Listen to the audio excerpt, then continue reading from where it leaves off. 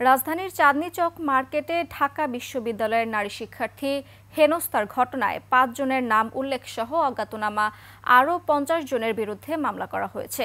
এই ঘটনায় ৩ জনকে গ্রেফতার করার পাশাপাশি বাকি যারা জড়িত তাদেরকে দ্রুত আইনের আওতায় আনা হবে বলে জানান নিউ মার্কেট জোনের সহকারী পুলিশ কমিশনার।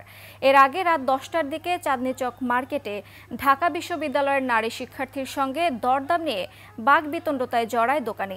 এ সময় সেই নারী শিক্ষার্থীকে হেনস্থা করা হয়েছে এমন অভিযোগ করে অন্যান্য শিক্ষার্থীরা। সানবিট সব দিবে সামাল।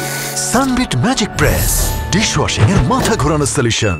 পরে ঘটনায় গুরুতর ২ শিক্ষার্থীকে ঢাকা মেডিকেল কলেজ হাসপাতালে পাঠানো হয়, আর আহত হয়েছে আরও ১০ থেকে ১২ জন।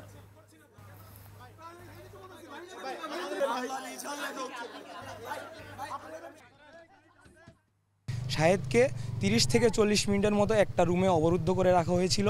সে সেখান থেকে কারোর সাথে যোগাযোগ করতে পারেনি, তার ফোন কেড়ে নেওয়া হয়েছিল এবং এরকম একটা ঘটনা আমাদের এই ক্যাম্পাসের পাশেরই চাঁদনী চক মার্কেটে হতে পারে, এটা আমরা কল্পনাতেও ভাবতে পারি না। মোট এখন পর্যন্ত ৩ জনকে আমরা গ্রেপ্তার করেছি। এই মামলায় আরও বাকি যারা জড়িত আছেন সকলকে আমরা খুব দ্রুত আমাদের আইনের আওতায় নিয়ে আসবো। এরকম অন্যায় যাতে কখনো না হয় সেক্ষেত্রে সর্বোচ্চ যে শাস্তি দেওয়া হওয়া উচিত সেটা করার আমরা ব্যবস্থা করব।